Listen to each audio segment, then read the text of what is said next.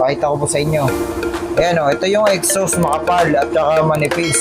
Sa intake po itong manipis, tapos itong makapal sa exhaust. So ikabit na po natin din eh.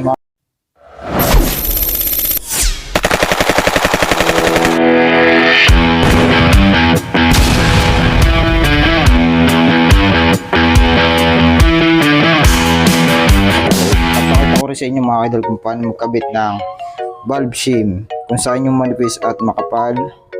So tara.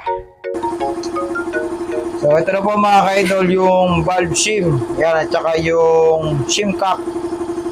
So yan, ito po mga idol ay manipis. Ito po yung sa intake, ayan o, manipis lang po yan. So ito po yung pinagkaiba ng exhaust. So, pakita ko po sa inyo. Ayan o, ito yung exhaust makapal at saka manipis. Sa intake po itong manipis, tapos itong makapal sa exhaust. So ikabit na po natin din eh. So kabit lang po natin, basahin lang po natin ng langis. Tapos ilagay na po natin.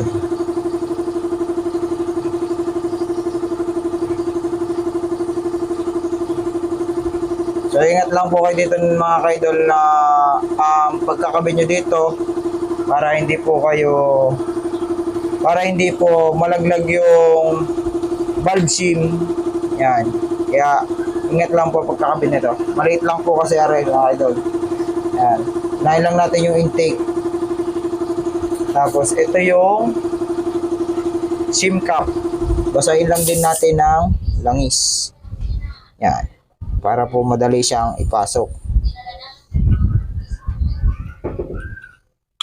Yan. Tapos ito naman sa kabilang valve. Salpak din natin. Tapos ito naman yung sa exhaust. Sinasabi ko mga kaidol, ito yung makapal. Ayan o.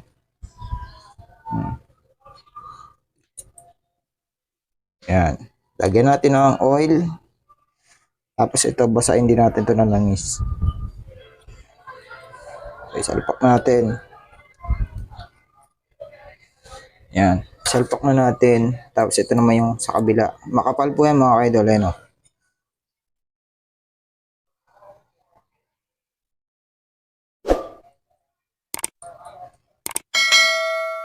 Yan. Lagyan ulit natin ng oil. Tapos ito. Ito yung shim cap. So yan, naikabit na po natin yung manipis sa intake, yung makapal sa exhaust. So naikabit na po natin yan, mga dapat natin ikabit sa head, yung valve seal, valve spring, valve lock, retainer, at saka yung shim, at saka shim cap.